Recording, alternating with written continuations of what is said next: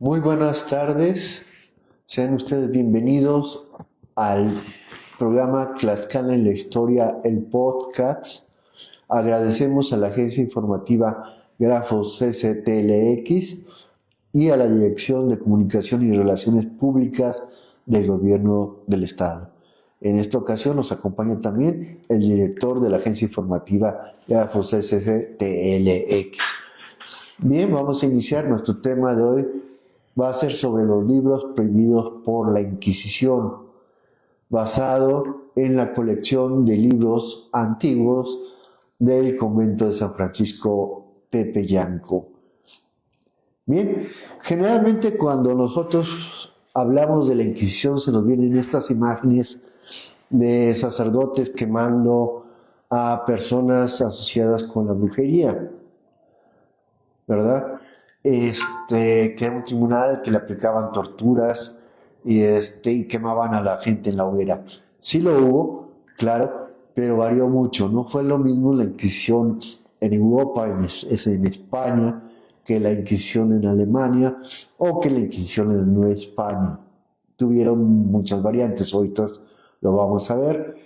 Y bueno, aquí en Tlaxcala hubo tribunal de la Inquisición, no, lo hubo en la Nueva España, pero sí los frailes que estuvieron los franciscanos acá en Tlaxcala, tuvieron un convento muy importante que era el de Tepeyanco, pues ahí era el convento donde estudiaban teología y artes, de acuerdo a los mismos registros de los franciscanos, y tuvieron una biblioteca, que ahorita es de lo que vamos a iniciar.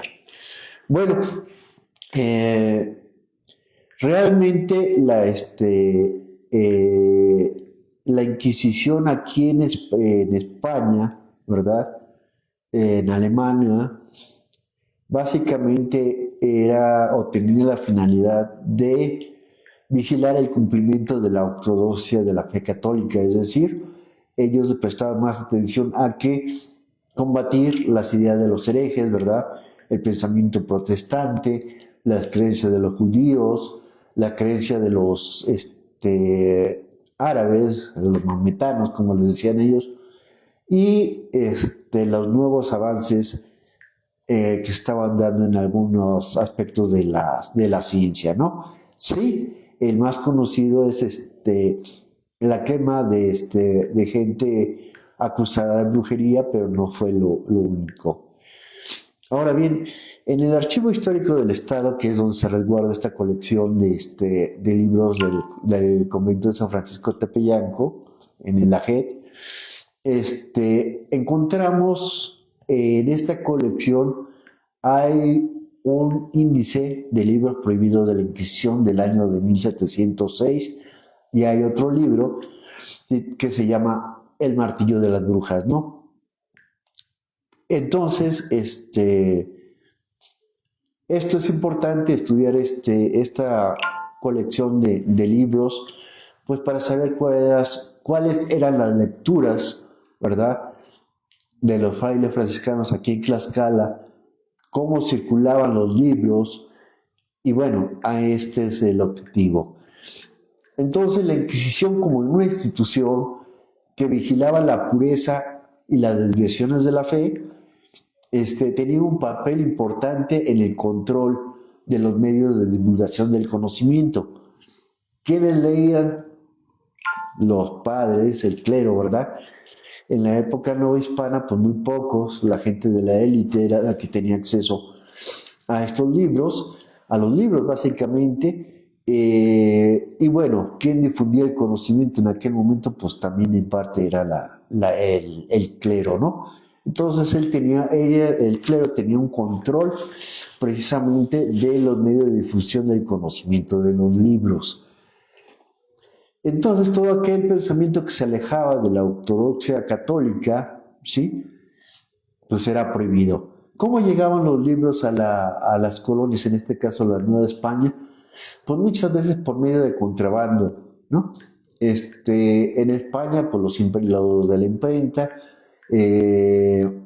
vendían los libros a los contrabandistas y estos en los barcos, ¿verdad? Los llevaban a las colonias de la Nueva España. En Veracruz llegaban y de aquí circulaban al resto de la provincia. Eh, ¿Cómo podemos afirmar que circularon libros prohibidos por la Inquisición en Tlaxcala? Bueno, porque en estos libros que hemos mencionado, ¿verdad? Hemos encontrado correcciones que los franciscanos hicieron en los índices. Antes de mencionar el papel que tuvo la Inquisición en España como en la Nueva España, es necesario precisar cómo estaba constituida la biblioteca franciscana del convento de Tepeyanco. Recordemos que cuando llegan los franciscanos, el primer convento que se construye es el de Nuestra Señora de la Asunción, que actualmente es reconocido como Patrimonio de la Humanidad por la UNESCO. El segundo va a ser de Tepeyanco y el tercero va a ser el de Aclihuexía. Entonces, el convento franciscano de Tepeyanco, o Topoyanco, como dicen las crónicas también, tuvo una extensa biblioteca que proporciona valiosa información del pensamiento teológico de los siglos XVI al XVIII. Los libros se encuentran forrados en pergamino o piel de cerdo.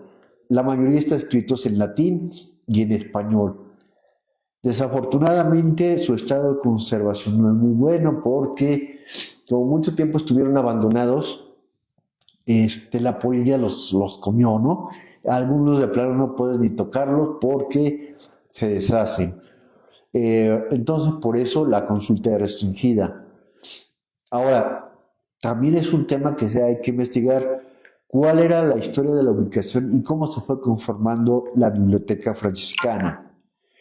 La primera referencia que tenemos sobre estos libros es el libro de cuentas del convento de Tepeyanco de 1630 a 1634.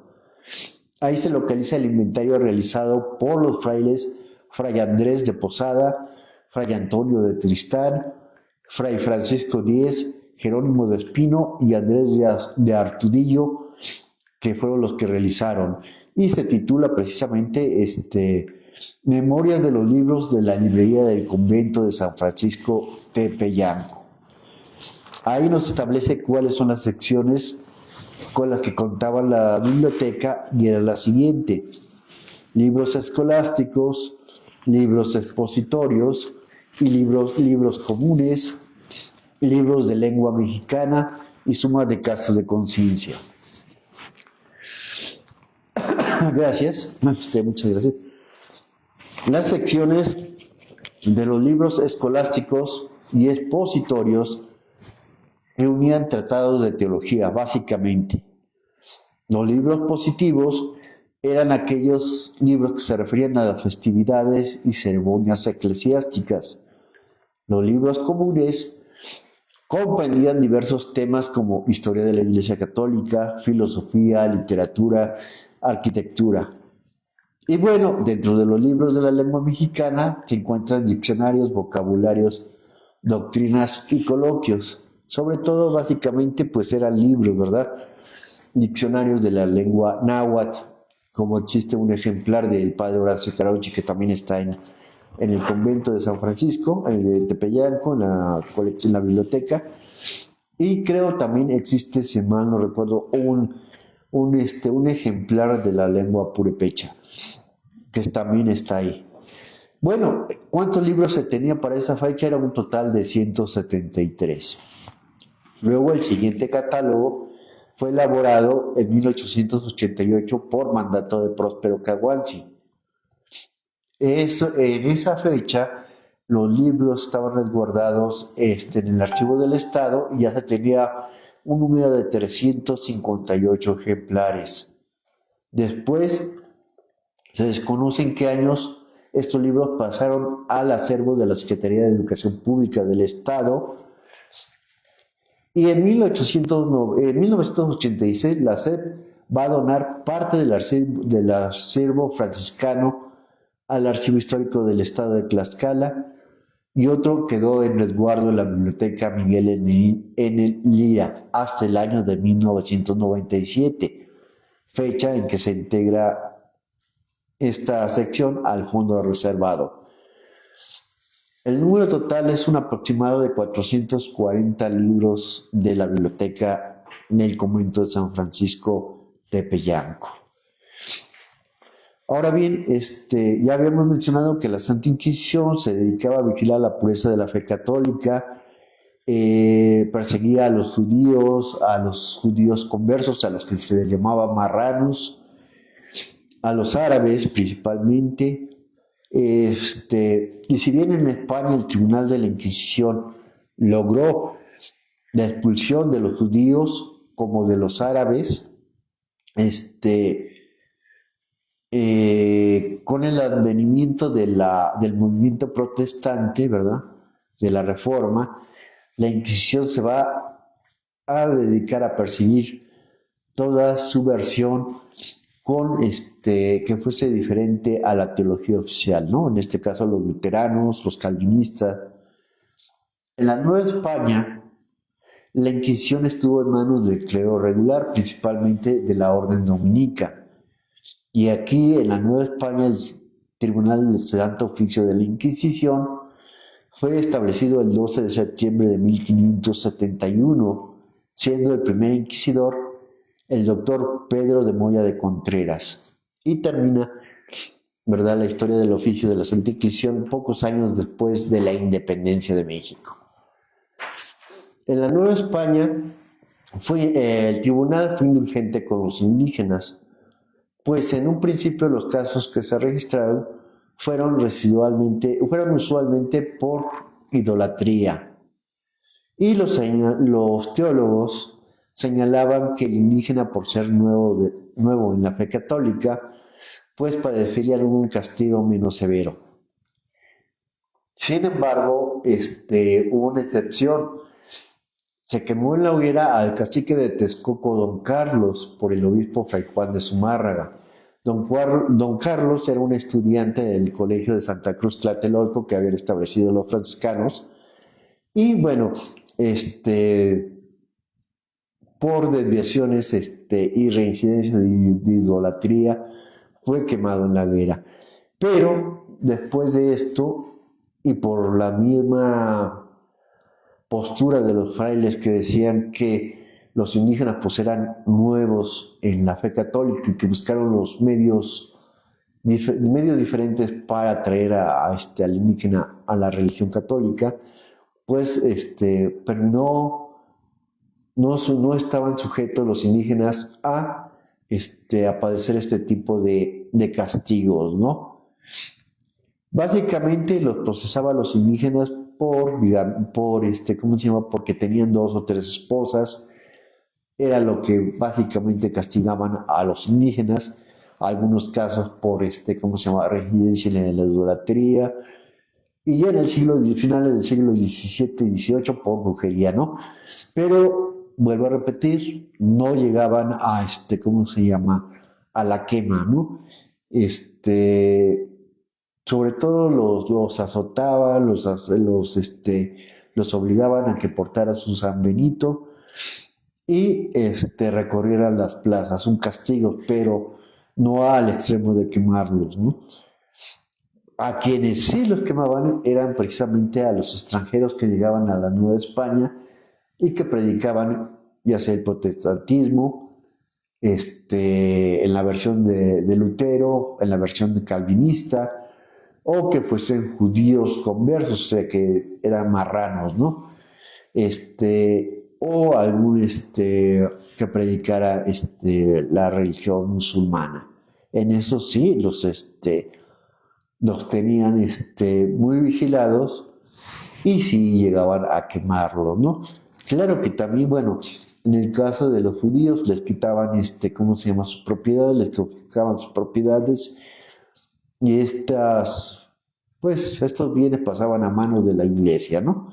Igual a los protestantes y o a la gente que también fuera denunciada por otro tipo de castigo, ¿no?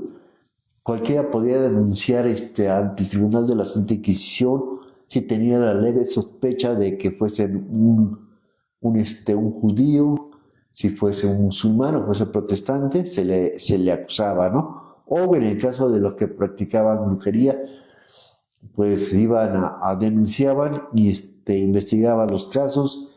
Obviamente el reo no podía defenderse, no sabía quién lo había acusado y de ahí se armaba todo un proceso, ¿no?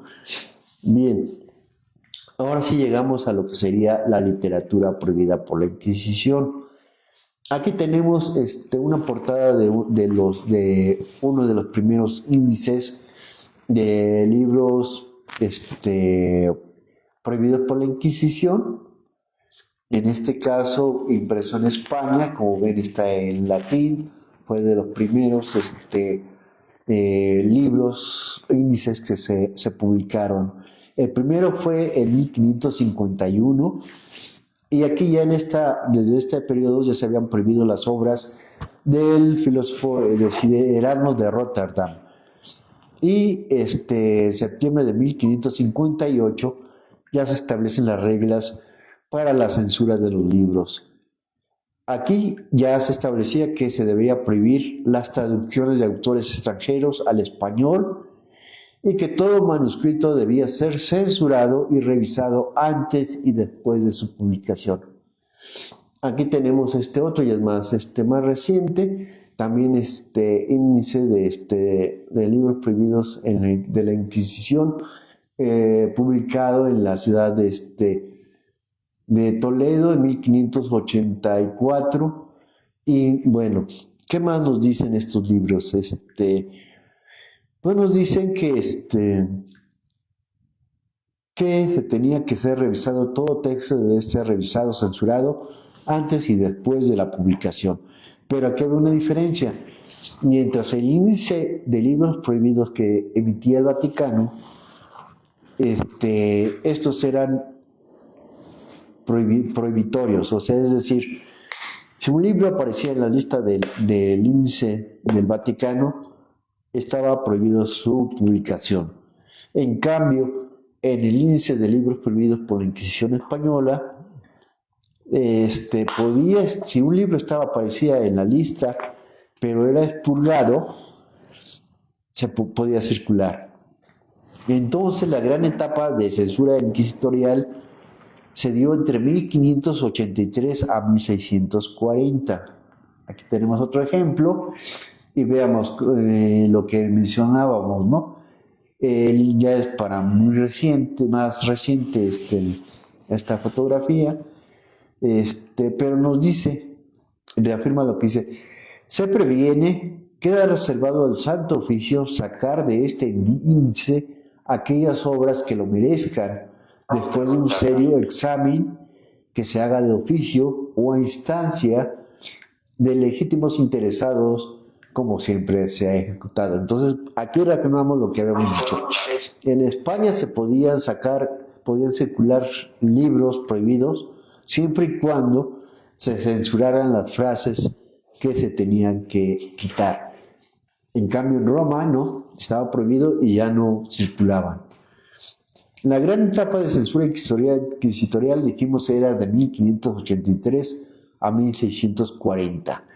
Y se prohíben, va a haber la prohibición de las obras de Juan de Ávila, Luis de Granada, Hernando de Talavera, Guillermo de Ockham, teólogos, de Maquiavelo, de Dante, de Tomás Moros, entre otros, ¿no?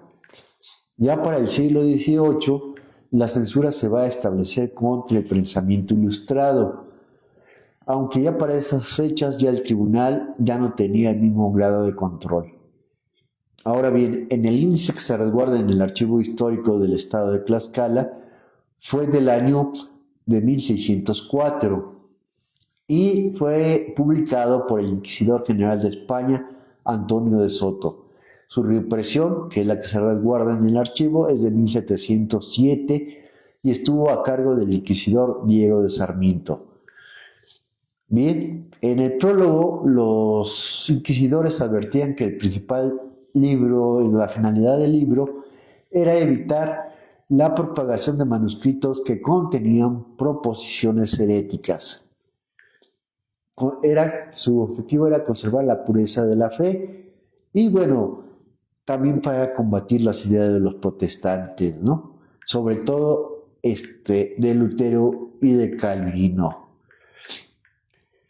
Ahora bien, aquí ya tenemos las reglas y mandatos, ¿no? que van señalando en los índices de los libros prohibidos, en donde nos señala que, bueno, se tenía que suprimir toda aquella frases que contuvieran sentencias de los herejes, ¿no? Sobre todo de los protestantes. Y bueno, el tribunal condenaba la adquisición de libros que contenían proposiciones heréticas. Nadie podía comprar, venderlos o introducirlos a las colonias españolas, aunque esto no era tan cierto, entraban de contrabando. Los inquisidores otorgaban a todos los libreros un plazo de 90 días para que consignaran el material que ellos tenían a su venta, se vigilara que no estuviesen publicando obras heréticas y bueno, quienes leían las obras prohibidas sin estar expurgadas, sobre todo si no eran sacerdotes, debían pagar 600 ducados de oro, ¿no? Y se les castigaba también como la excomunión. Pero los sacerdotes sí podían leer las obras, las obras prohibidas sin censura, ¿no? Aquí tenemos también un ejemplo de, bueno, ellos sí podían, porque supuestamente tenían que argumentar para la defensa de la fe católica, pero un seglar, un laico no podía hacerlo, ¿no? Si lo hacía, el sumultota. Bueno, estableció una serie de reglas que permiten al individuo saber cuál literatura era aprobada o no. Establecieron 3 categorías de acuerdo al índice. Primero se encontraban los manuscritos de los teólogos protestantes, o sea, era el alto, el rango más alto, ¿no? O sea, todo escrito que versara sobre teología y filosofía que se desviara sobre la religión católica estaba prohibido. La segunda eran libros que trataran sobre puntos controvertidos de la religión y política. Y bueno, finalmente la tercera categoría eran aquellos manuscritos que hacían referencia a prácticas de hechicería. Bien, entonces, como podemos ver, sí, la hechicería era un delito que perseguía el Tribunal de la Inquisición, pero no era tan, tan estricto como en el caso de los escritos de los teólogos protestantes. ¿Qué se prohibía? Bueno, también estaba prohibido la traducción de la Biblia en lengua vulgar, o sea, se permitía que circulara la Biblia, pero en latín, ¿no? O en lengua hebrea, básicamente. ¿Por qué? Porque no querían que los feligreses tuvieran una interpretación diferente a la que daba la Iglesia Católica.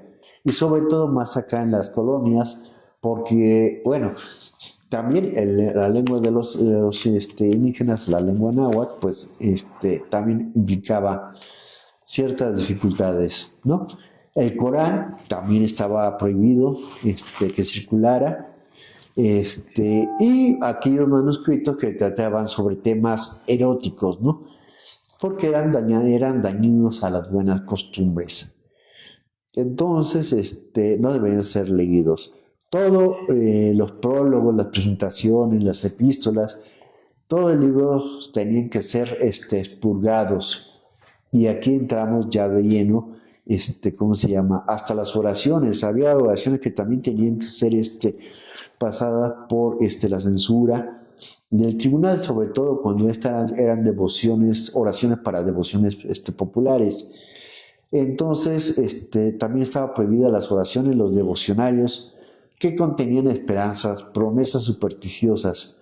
También las láminas, sellos, medallas, sortijas, cuentas, cruces, imágenes, retratos que se les atribuía efectos mágicos y libros sobre práctica de brujería. Ahora bien, también se censuraban los retratos, las pinturas, las estatuas, las figuras, monedas, impresas letras grandes, invenciones, máscaras y medallas que también quisieran, tuvieran, con el fin de burlarse o realizar sátira de la iglesia o de las autoridades, políticas de ese momento. Por eso, en muchas ocasiones, en las festividades, por ejemplo, de las carnestolendas o carnaval, en la época colonial, pues era común que se realizaran versos satíricos hacia las autoridades, ¿verdad?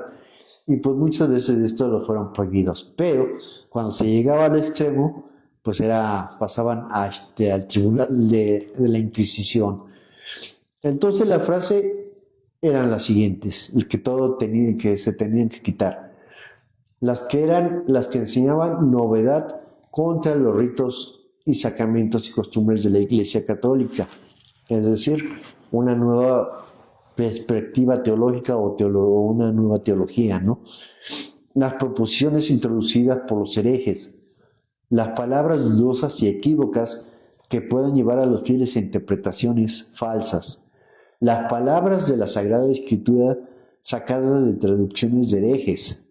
Se debe expurgar cualquier palabra de la Sagrada Escritura aplicada a usos profanos. Es decir, si por ejemplo, las traducciones que hizo o la traducción que hizo Lutero de la Biblia, su Biblia, pues estaba prohibida, ¿no? Deben expurgarse aquellas frases que hacen referencia a las supersticiones, hechicerías y adivinación. Todo lo que hace referencia a la idolatría y paganismo. Las frases detractoras hacia el pontífice, hacia el papa, el clero y reyes. Las frases que atentaban contra la libertad, la inmunidad y jurisdicción eclesiásticas. Las frases que se apoyan en opiniones, costumbres y ejemplos gentiles para apoyar un gobierno tiránico. Y los chistes y obviamente frases lascivas, ¿no? Para ofender. Entonces, pues esas eran todas las frases que tenían que revisar los inquisidores para poder la publicación de un libro.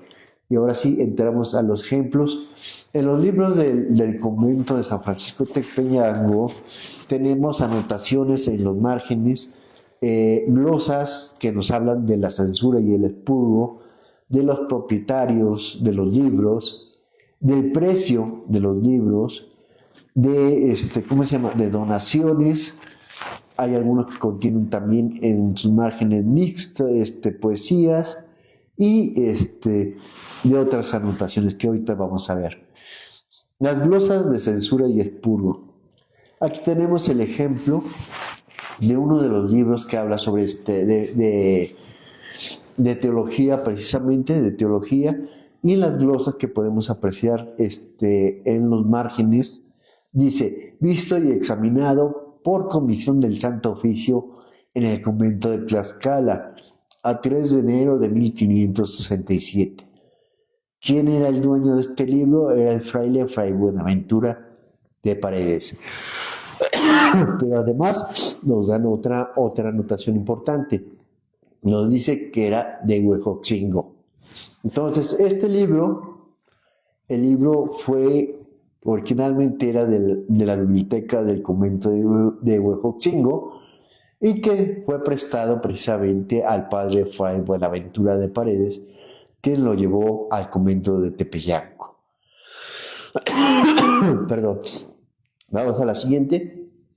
Aquí tenemos este libro que se llama el Leus Maleficaros o el Martillo de las Brujas. Este es el único libro que se encuentra en el Archivo del Estado que habla sobre hechicería. Y bueno, este libro fue elaborado por dos frailes dominicos, en donde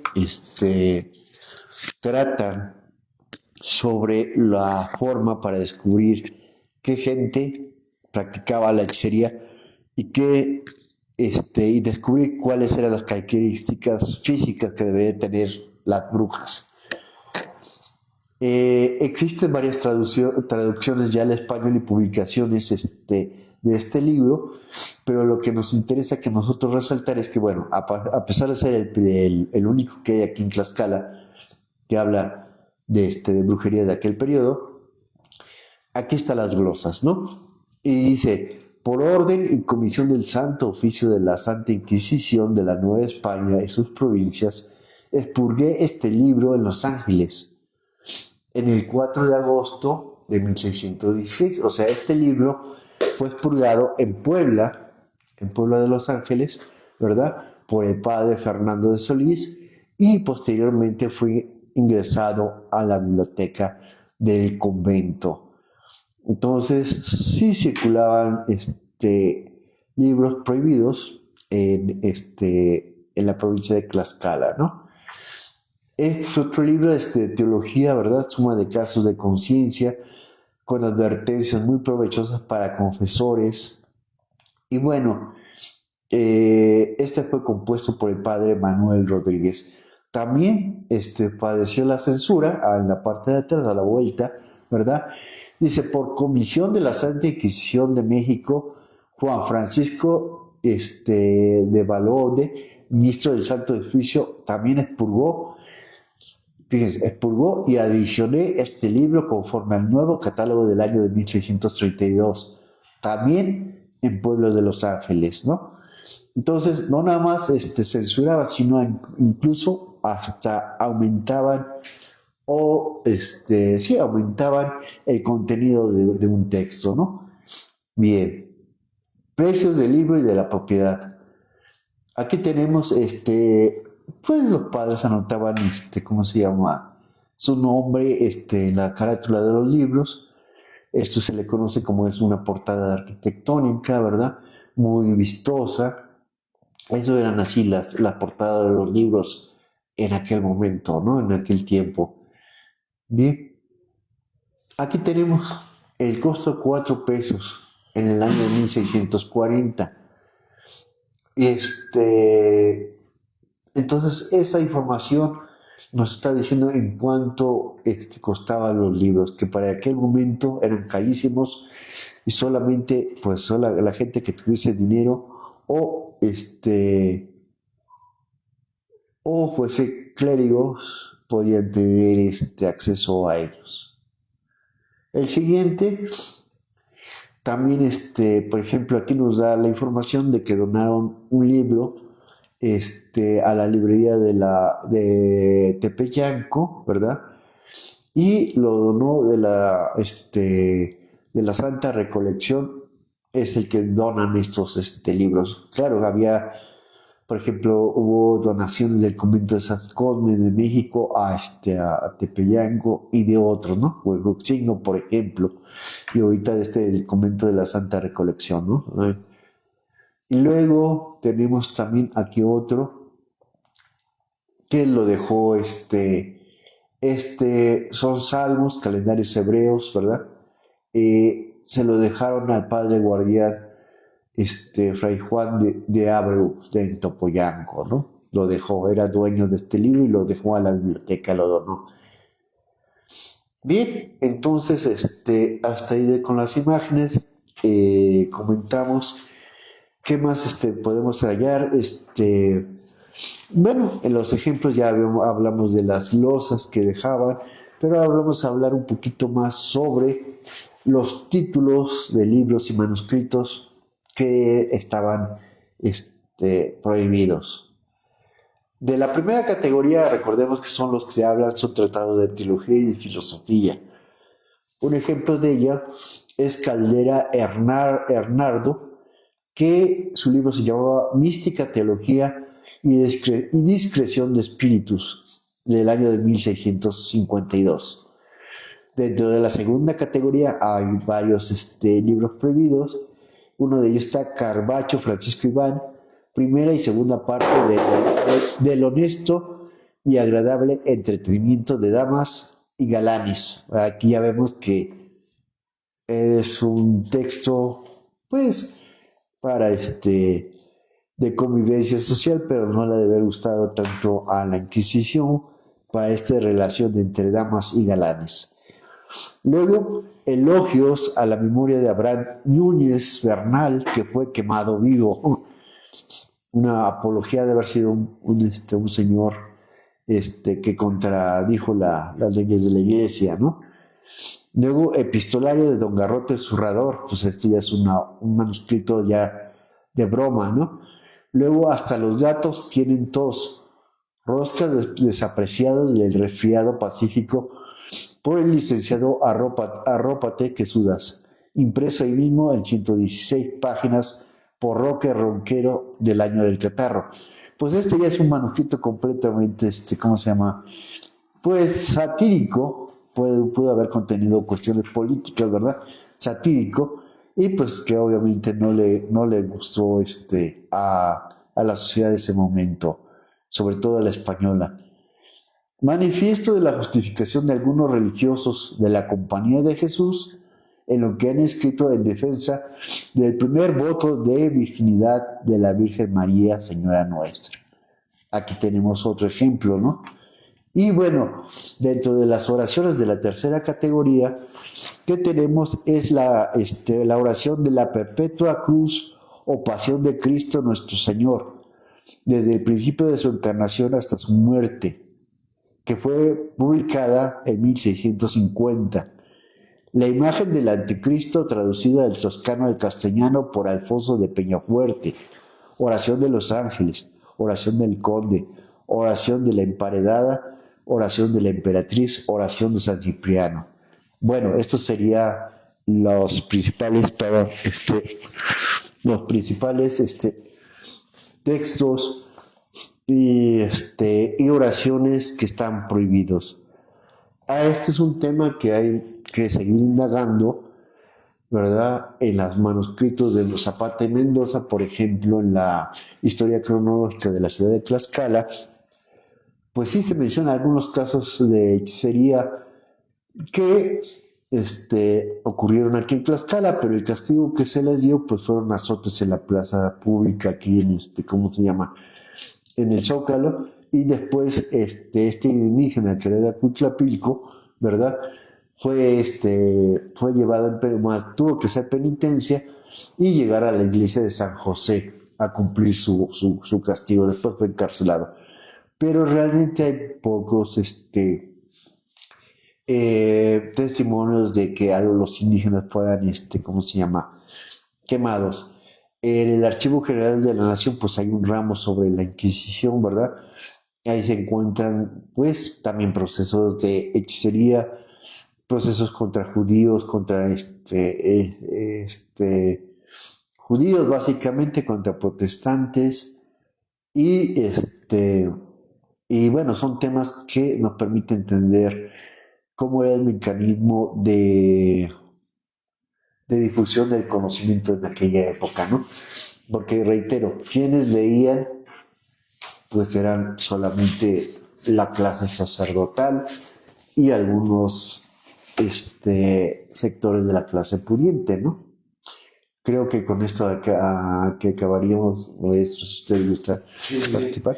Sí, maestro, pues de entrada llevamos 6 capítulos de este podcast, y en todos sale a relucir, quiero que lo precise, sale a relucir el archivo que existe en Tepeyanco, o en Topoyanco o Tepeyanco.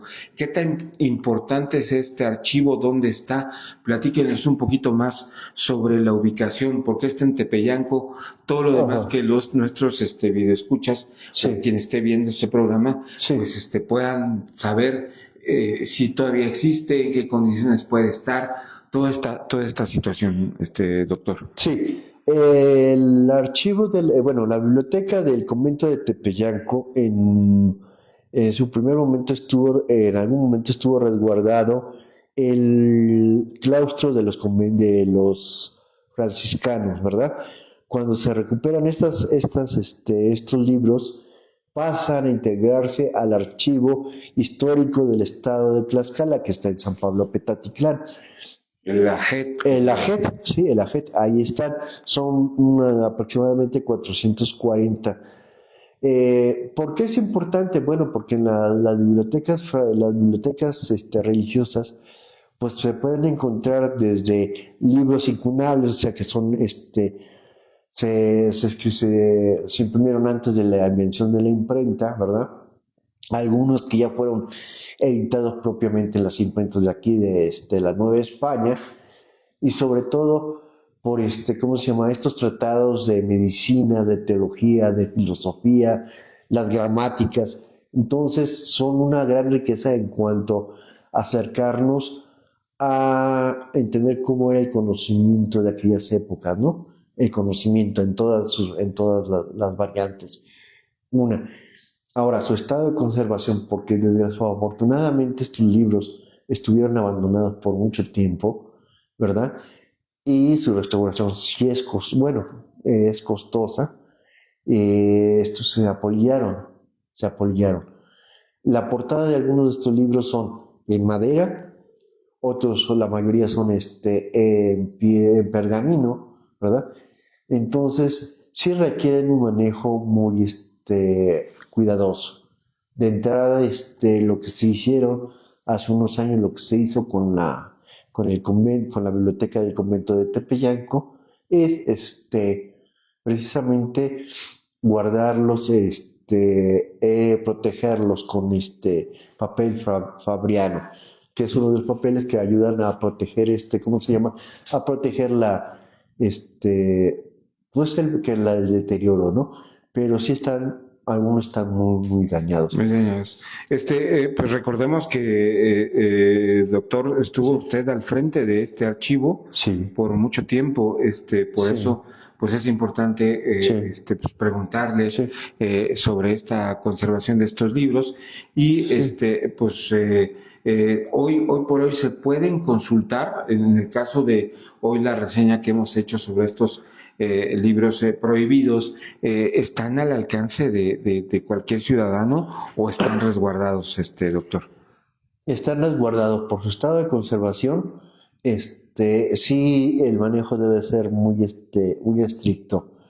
De hecho, pues debe uno de llevar una solicitud al archivo para explicando el motivo de consulta, y si va a hacer una investigación, pues explicar bien cuál es el objetivo y dejar un ejemplar de la investigación. Pero sí, por su estado de conservación es muy limitado, ¿no? Okay. Y se debe de ser limitado. Ya nomás para hacer una precisión, por ejemplo, la Biblioteca Palafoxiana en Puebla, que ha sido declarada también Memoria del Mundo, pues muchos de los libros que están ahí, que es muy grande, algunos son de los conventos de Tlaxcala, ¿no? Uno de ellos Tepeyanco. Hacia allá se los llevaron. Hasta allá, sí, hay algunos, sí. Muy bien. Doctor, pues también hablar sobre esta época en donde la Santa Inquisición decidía qué hacer, interpretaba lo que sucedía con estos libros.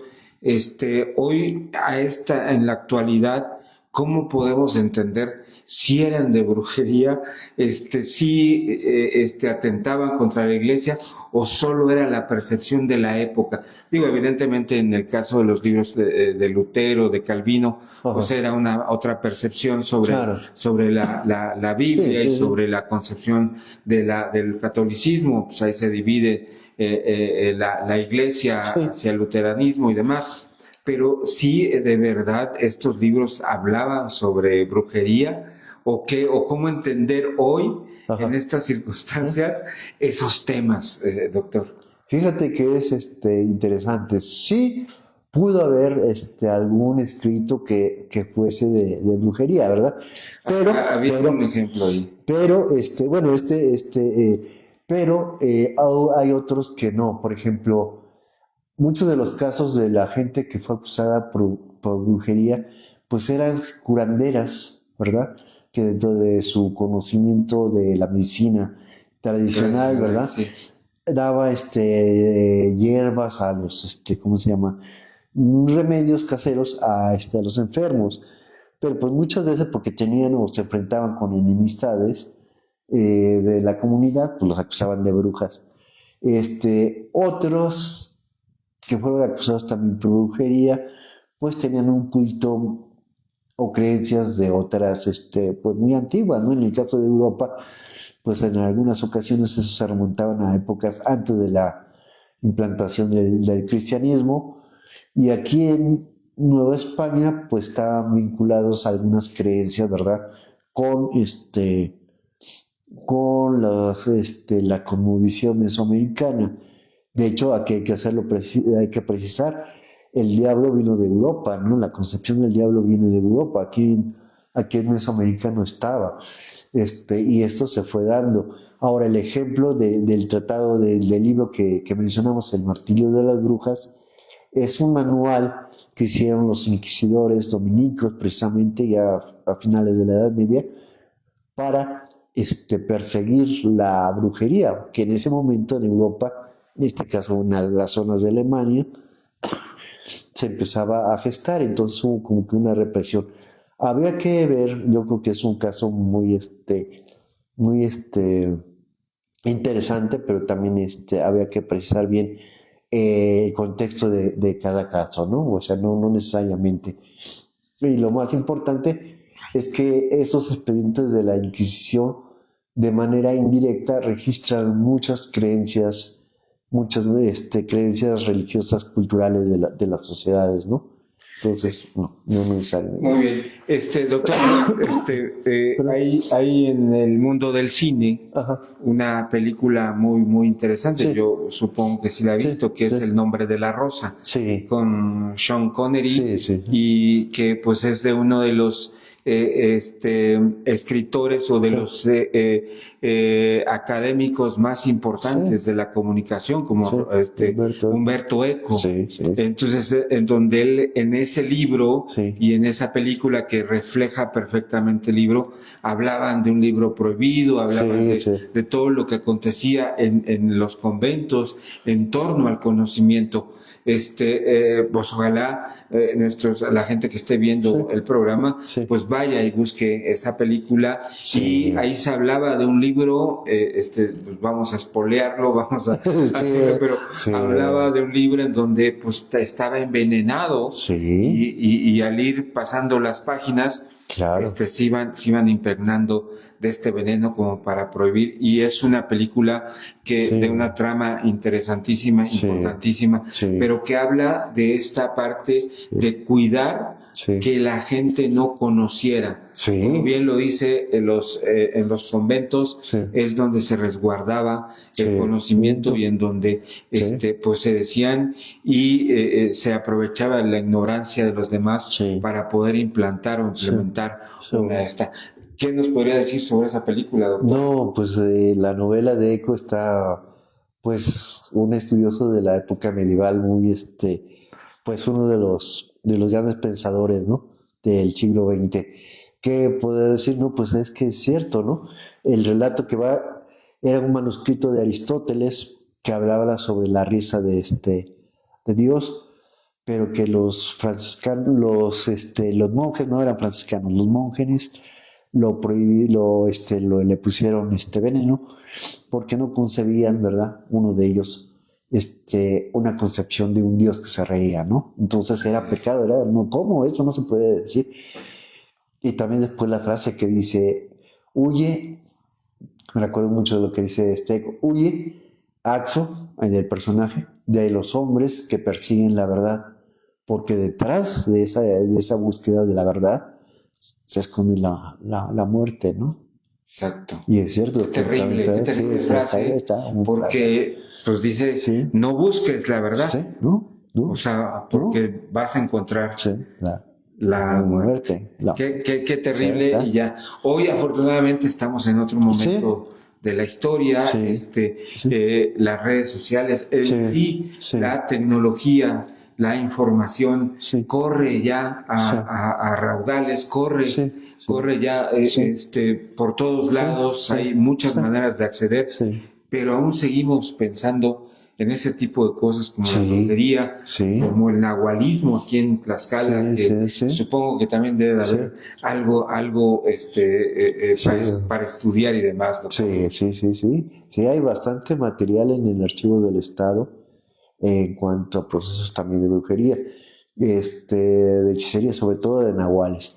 y sobre todo pues el relato oral, ¿no? Yo creo que también sería un tema que vamos que podemos explorar, doctor, porque pues hay muchas zonas aquí en el estado donde pues muchos hemos escuchado a nuestros padres, a nuestros tíos hablando de esas historias de nahualismo, y entonces hay que entenderlo. Claro. Para saber si existe o es una leyenda urbana. Bueno, no, ya este es un tema interesante que vamos a estar presentando. Bueno, pues doctor, agradecerle estos espacios para acercarnos a toda esta historia. Como recordaba hace rato, usted estuvo al frente del archivo histórico del estado de Tlaxcala, pues conoce absolutamente mucho sobre la historia, sobre el tipo de resguardo, lo que se hace, lo que se tiene que hacer para resguardar la historia.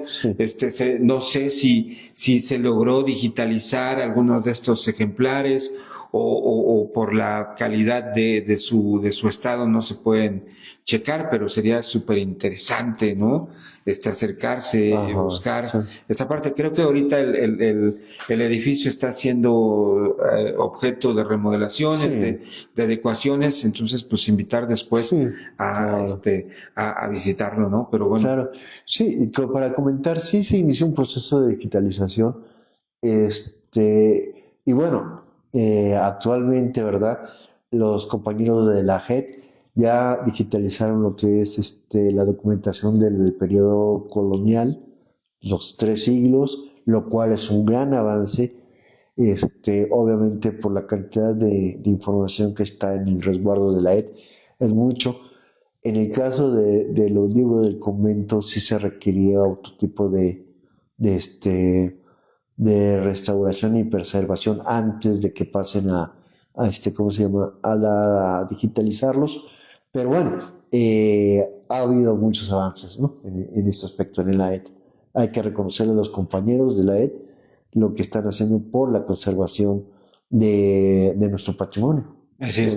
Pues yo creo que como pueblo, como nación, como sociedad, tenemos que ir a ese pasado, entenderlo, darle la interpretación de lo que pasaba actualmente y pues como antes, como algunos gobernantes luego piden o solicitan perdones o disculpas, creo que tendríamos nosotros que pues indagar, aprender, investigar nuestro pasado, nuestra historia, y tendríamos que pedir muchas disculpas. Yo creo que no es tanto el pedir perdón, yo creo que hay que reflexionar que lo que pasó pues es un proceso de estos pensamientos coloniales, ¿no? De querer imponer una verdad. Más bien había que cuestionar y decirnos, más que pedir perdón, cuestionarnos que no ejerzamos esa... Que no hagamos eso, que no sigamos haciendo eso. Hoy con mayor apertura lo que exigimos es transparencia, es claridad. Que se diga lo que es. No imposiciones, No imposiciones y no nada más querer imponer nuestra visión. Exactamente. ¿No? Eso le decimos ahí a ciertas personas. No, eso no. Por eso, perdónanos, a entenderlo, reflexionarlo y evitar esas prácticas coloniales. Pues doctor, muchísimas gracias. Del capítulo 6 hablamos hoy sobre los libros prohibidos. Un poquito aclarar también, soy Miguel Ángel García Valencia, la agencia informativa Grafos CTLX. Estamos aquí atrás de las cámaras, tratamos de llevar la información, pero acompañando al doctor, el esquema, pues el doctor presenta, hace su presentación y nosotros tratamos de explorar, de llevar a hacer un análisis y demás. Pues agradecemos también a Edgar del Razo Morales, un gran amigo de ambos. Saluda al maestro Guillermo y solamente a mi persona. Siempre temas para reflexionar sobre la historia de nuestros pueblos. Así es, como lo estamos diciendo, pues tratamos de encontrar temas con la gran experiencia del doctor, un personaje que pues estuvo cuidando al cuidador cuidado de los libros, de Sí. nuestra historia, Sí. de nuestro legado, Sí. y que hoy pues tenemos la gracia Sí. de contar Sí. con él todos Sí. los martes. Sí. Vamos a cambiar para la próxima Sí. emisión Sí. de horario. Sí. Estaremos empezando a las 4 de la tarde. Sí. Doctor, ya vamos a cambiar todos los banners Sí. para Sí. invitar Sí. a que nos escuchen, a que nos vean. Sí.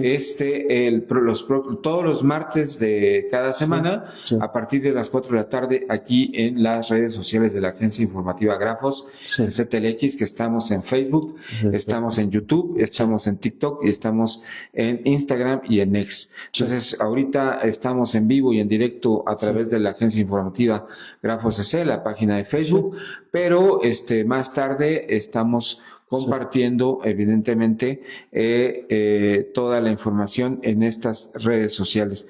Hay algunos likes, obviamente saludamos a Edgar del Razo Morales, Sí. Sí. y saludamos a María Lara, una amiga que, pues Gracias. evidentemente cada sesión nos Sí. sigue. Sí. Entonces, doctor, Gracias. pues agradecemos No, y gracias, invite a muchas- seguirnos en Claro, estas los partes. invitamos a continuar escuchando el podcast. Muchas gracias. Sí. Pues muy bien, pues agradecemos su presencia, nos vemos la próxima semana, 4 de la tarde, a través de las redes sociales de la Agencia Informativa Grafos CTLX. Saludos a todos. Gracias.